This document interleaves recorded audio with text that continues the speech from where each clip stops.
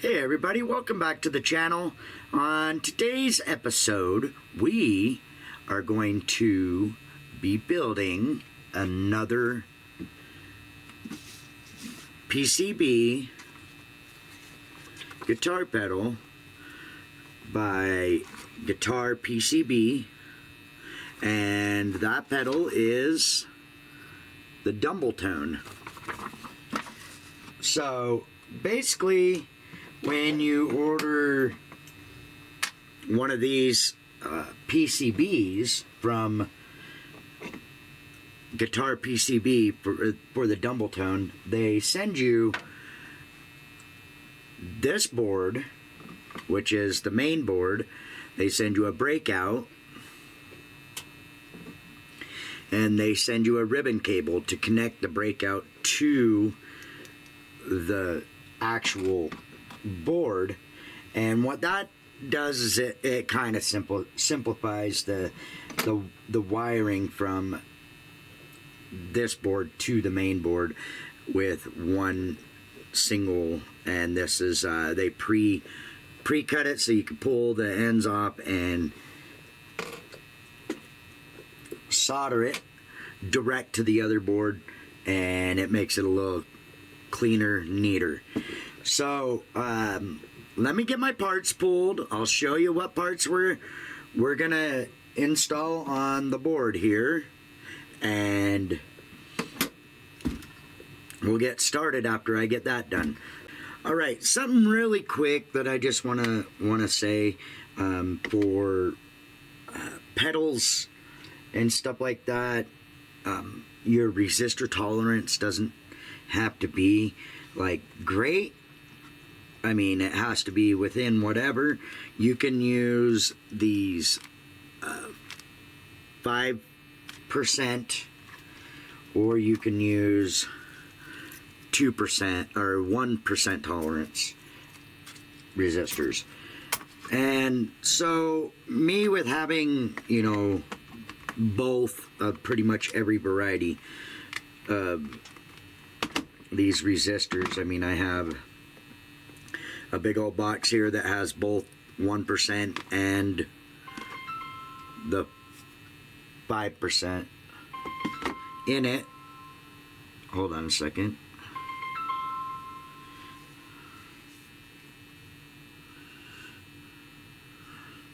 Get that out of the way. Now with me, I have both the tolerances. I have the 5% at a 1/4 watt, and I have the 1% at 1/4 watt. What I'm going to do is use the 1%. I've used the 5% in a couple of builds. Being as this one, I've used 5% and 1% in this one. I used both varieties in this one. This pedal turned out fine. So with that being said, I'm going to go back to pulling my parts. Alright, so we've gone ahead and done all of our shopping. We've got it done. We've got all of our parts laid out that we're going to use. And let me show you what we got here. I'll spin you around and show you what we got. Okay, so here we've got our parts laid out. We've got our enclosure. I picked blue and some red knobs. And then we've got our film capacitors. We've got our electrolytic capacitors. We got our picofarad right here capacitor. We've got our 2 transistors, our IC chip, and a socket. We've got all of our resistors lined up right here on top. We've got our diodes right here. We've got our extra LED for the status, and one that is actually being used in the circuit. Then we've got all of our potentiometer right here. We've got our board and our included ribbon cable. The only other things that we had to pull, which is right here is our mono jacks. And we got a couple of those pulled.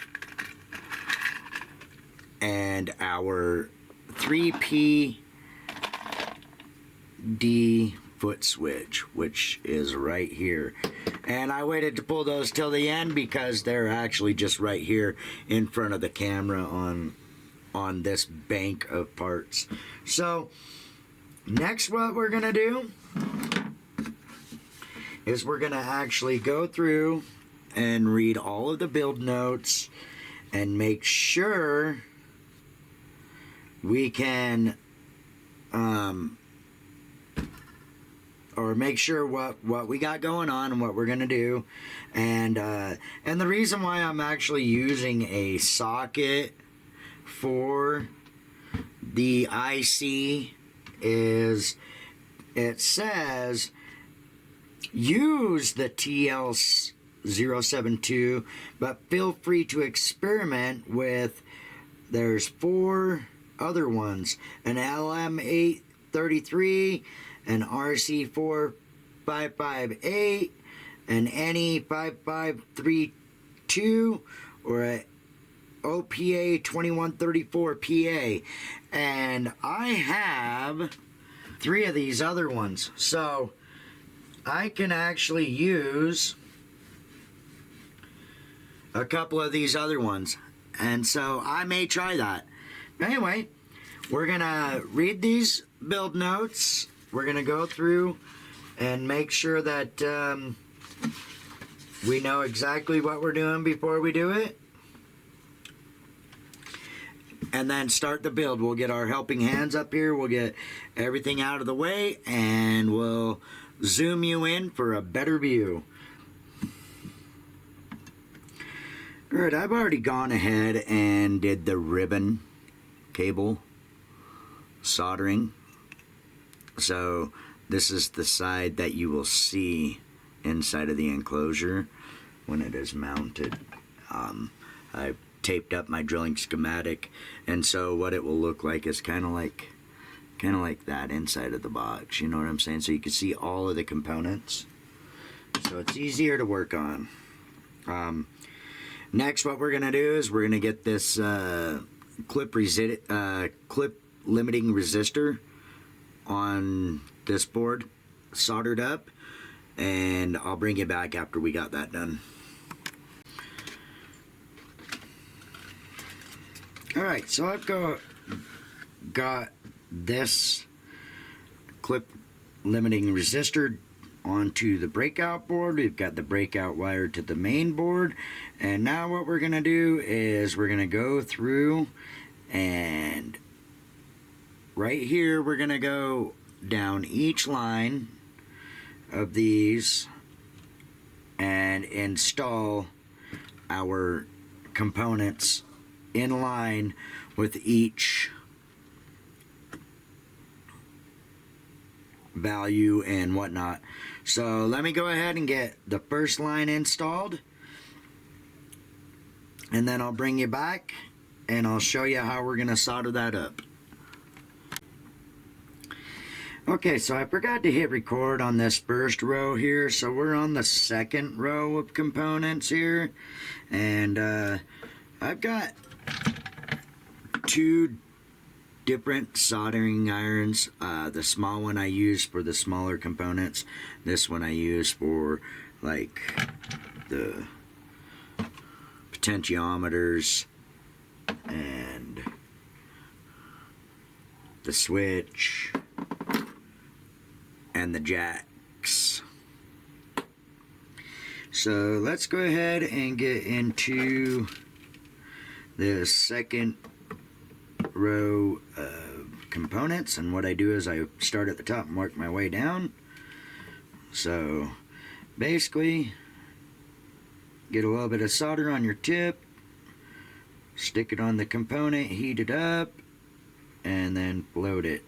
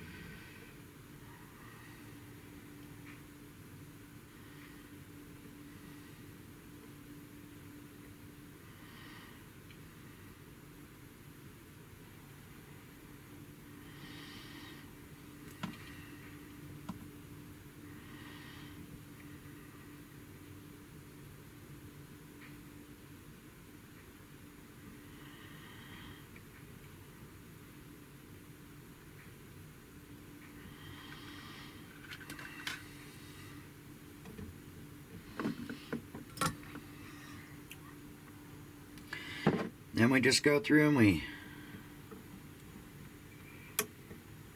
clip up all of our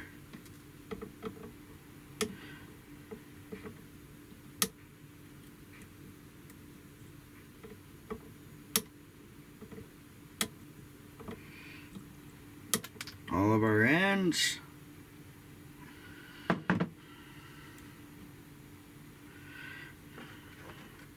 And then start on our next row.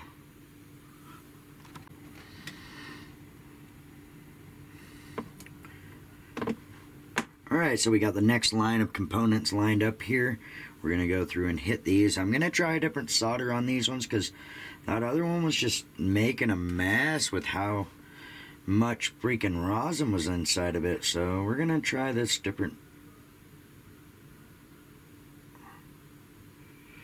Yeah, this one still has quite a bit, but not quite as much as the other one. This one seems like it's a little cleaner, so go with this one.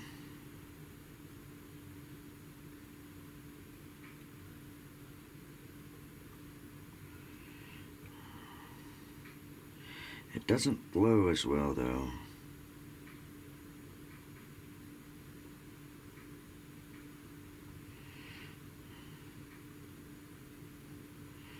And I don't know if I like it as much.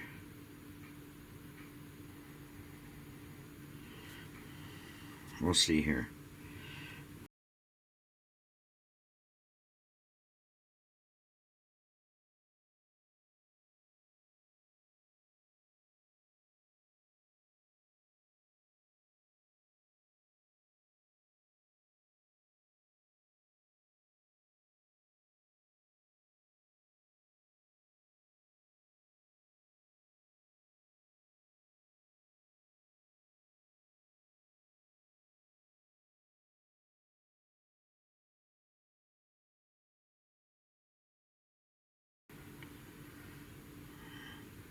I will just hit it. Hit it up front here.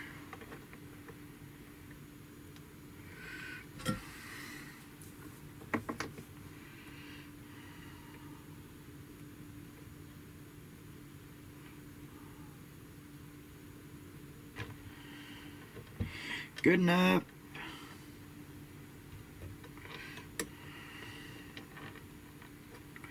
For me.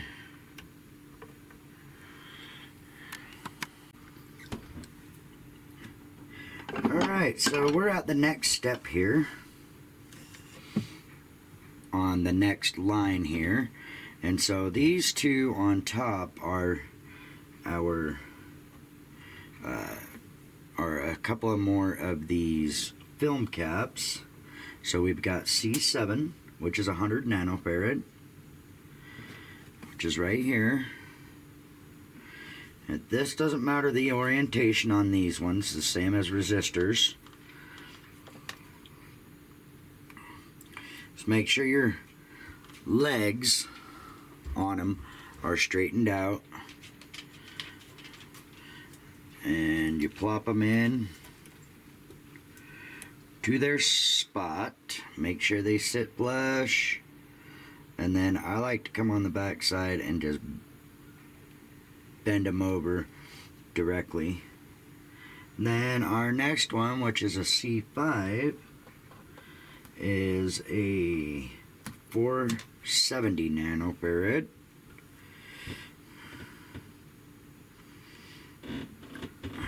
We just pull those out of their cardboard sleeve. And they should already be set up for the right spacing on these. Just get it so it mounts flush. There we go. And then we've got R6, which is a 1K.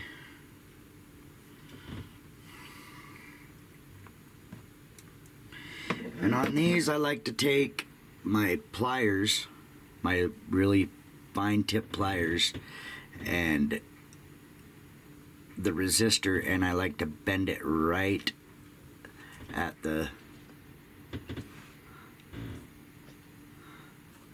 resistor itself.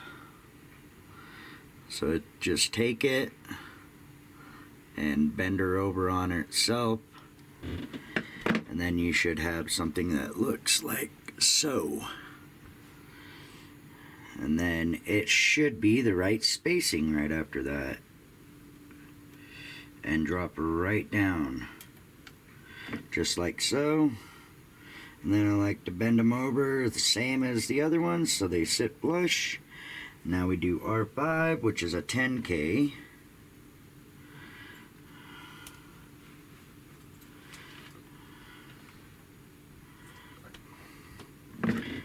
Do the same thing. Bend it flush.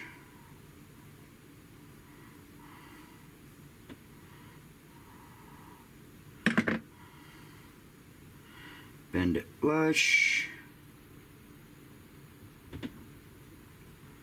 And drop her down.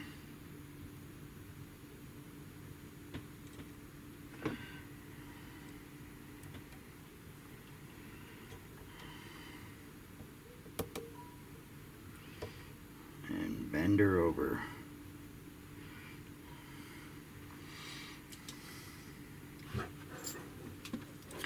Now our next one is another film cap resistor, C3 or C4, excuse me, which is a 3.3 nanofarad.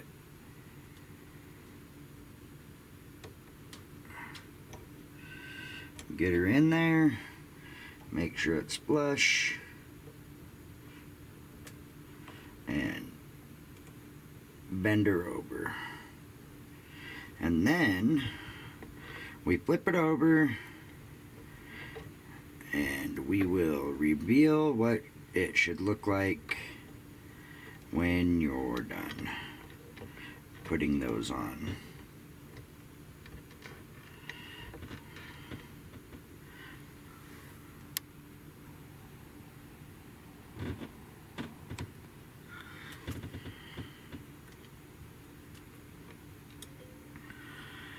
And that's what it should look like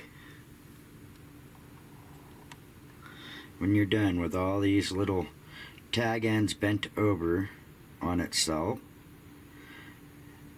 And now we will solder all these up, and then we'll go ahead and clip everything off. Now you can see we are all clipped. And our joints are nice and soldered up. We've got our 2 electrolytics left, and that will complete the component, the small components. And then next we will get our LED. Alright, so we've got our positive and our ground that go to our little DC jack once we get our enclosure drilled.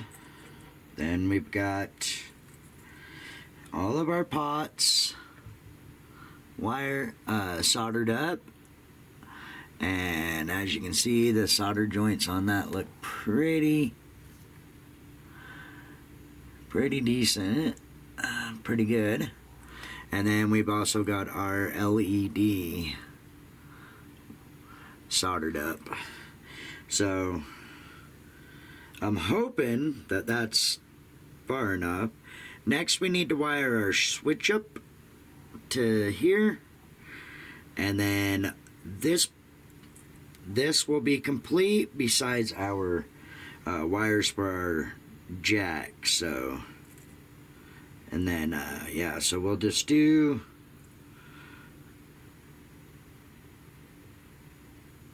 we'll get those clipped and ready, and then we'll bring you back. Alright, so I hooked up these leads to, let me get this out of the way here and show you. So I've hooked up these leads here. You see the green and the yellow here. And I ran that to our DC and plugged it in, and we do have power going through the board and everything. So the next step is to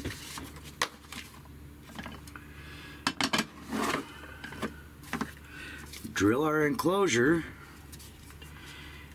and get everything set up. We've got our switch soldered, our in and out soldered, and after that we will install her in the housing and see if she works. So I'll bring you back after we get that done. Alright guys, so it's the next day. Yesterday was Memorial Day, so there was some activities that were planned later on. So I don't remember where I left off, but we've got the whole board soldered up. I did hook alligator clips to the ground and positive leads to this and make sure that we had power. We've got all of our wires soldered up. We've got all of our switches and whatnot wired. We've got, I'm pretty sure I didn't get this far yesterday, but I got the enclosure drilled up and the bezel installed for the LED light, and I'm using a metal one on this instead of a plastic one like I used on this one here. And these knobs kind of look real funky on here, but we're gonna go with them. But they're super big and super close to each other with the drill. But we're gonna go with them anyway. And so we've got everything drilled. We're gonna go ahead and solder up the input and output jacks.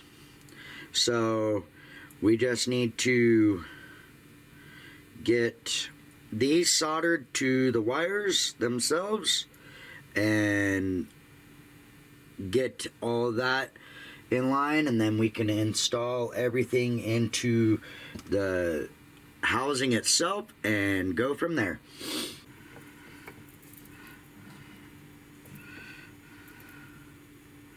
I'm using my big soldering iron for this. Well, it's not my big one, but get the tip.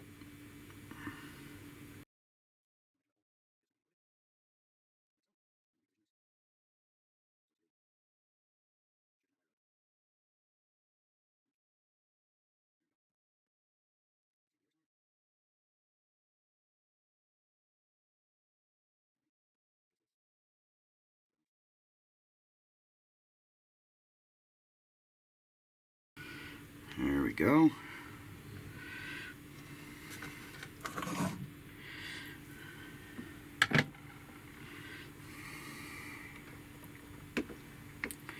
As you can see, we got nice solid connections here. And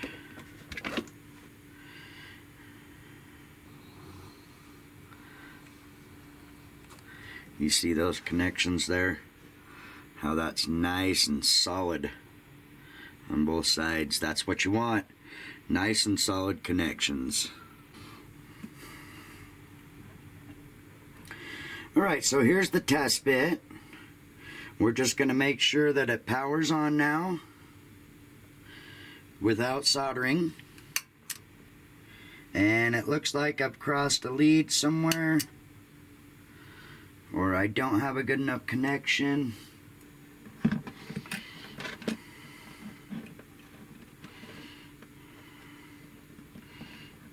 This, that.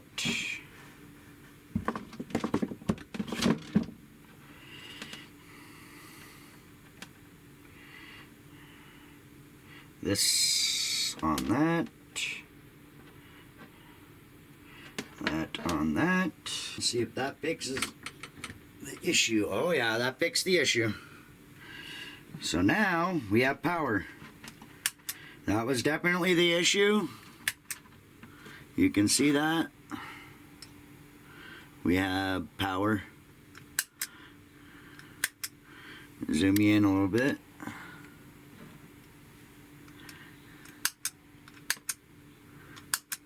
Perfect.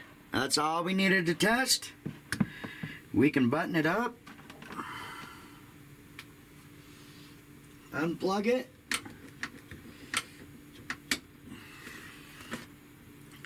That was our issue. Perfect. All right. Can button her up now. And get our DC jack soldered up. And wires up out of the way. Let's get all these tightened up. And I'll bring you back. Okay, one thing that I can't stress enough, guys, is you see how I have taken and scraped away all of the powder coating on these screw holes. If you don't do that when you're building a pedal, if you've got a pre-painted enclosure, you really need to take that off, or else you're not going to get good ground.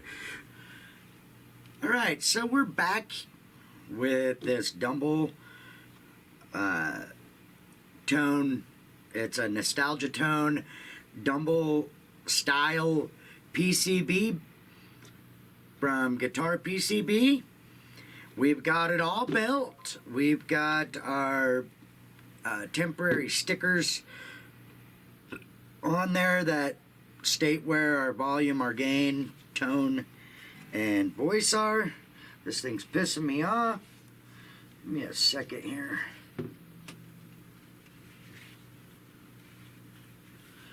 Alright. Get this over. That's a pretty hard pick. Let me in between her. Do you even know what's between a woman's legs? So here's our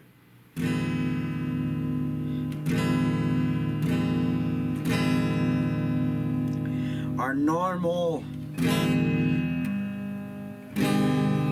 I'm a little out of tune, but I don't give a shit. You got the normal tone of the guitar there. Let's turn on the Dumble by Guitar PCB, a fresh build. See, we got very little to no volume. Let's turn up the volume. Got a little bit of volume there. This says volume, no gain. Let's turn up the voice just a tad.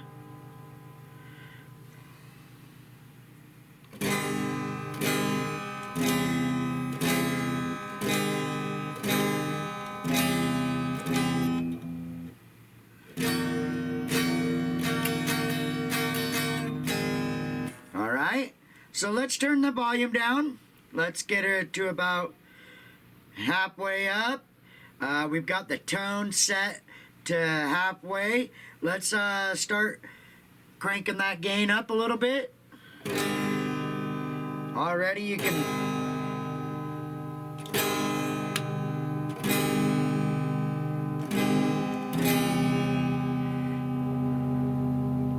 turn it up a little bit more.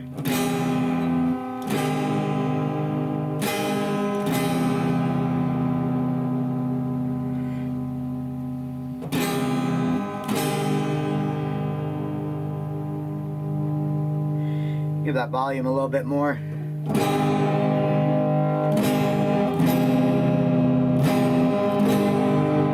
That's what the gain set at about 3 o'clock. Let's go to 5.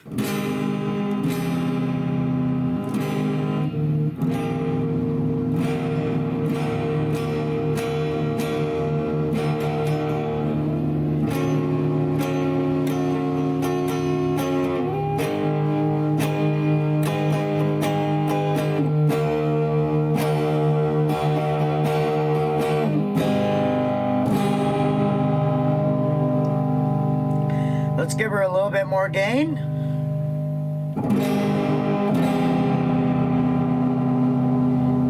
A little bit more tone, tiny bit more voice.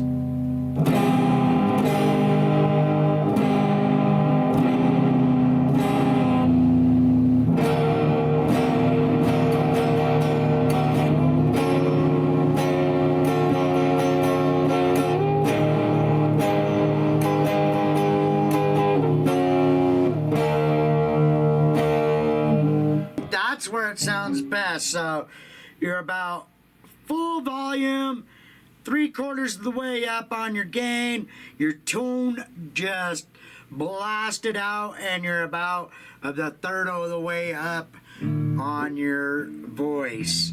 I think it sounds good distorted there. If I was to use this pedal, that's where I would use it for a distortion sound. But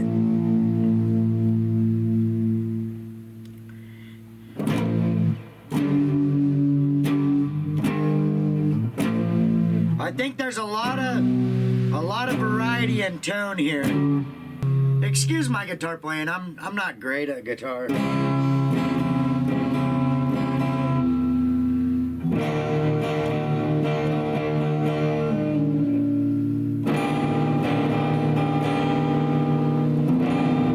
Yeah, so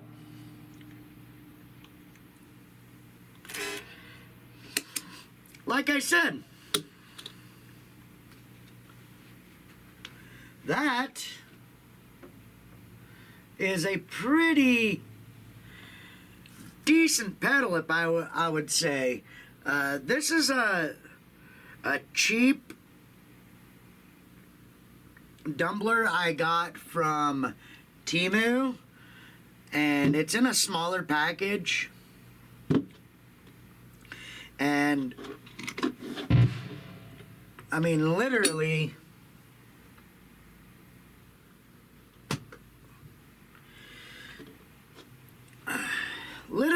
it's, I would say,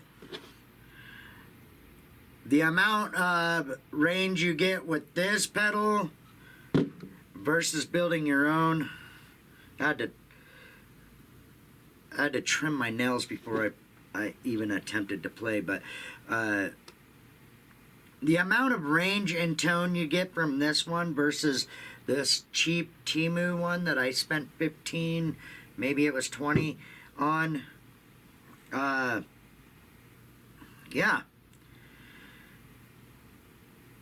The amount you get is the range and sweeping and is way more substantial, and you can get, like, I'm not trying to bag on this one because actually this is probably my favorite pedal from Temu that I purchased, but this gives you a pretty decent range of all your parameters with your potentiometers here. You can really set any kind of tone, and with these kind of builds, you can actually go ahead and change out some of the resistor values in there to get a different tone in your tone stack. So I think that building your own pedals is probably the way to go if you're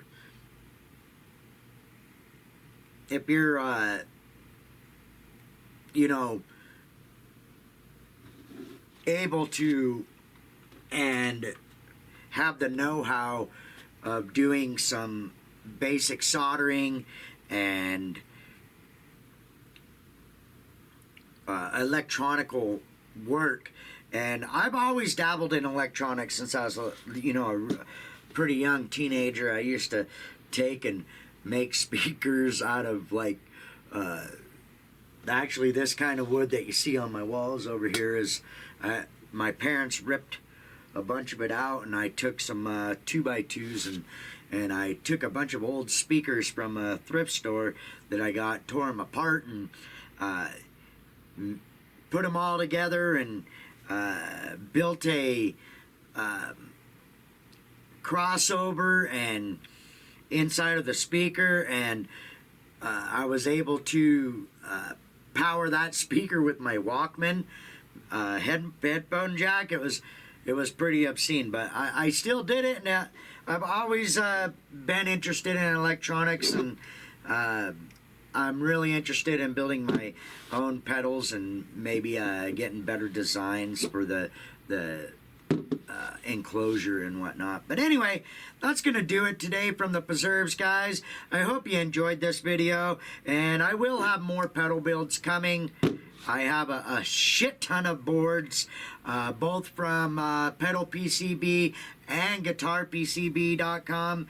So I haven't had much luck from the ones from Pedal PCB, but both of the pedals that I've built from Guitar PCB have both turned out well. I don't know what's going on with the Pedal PCB boards, if I got faulty ones or whatnot, but both of my builds from Guitar PCB have actually been successful builds versus the ones that I've gotten from Pedal PCB.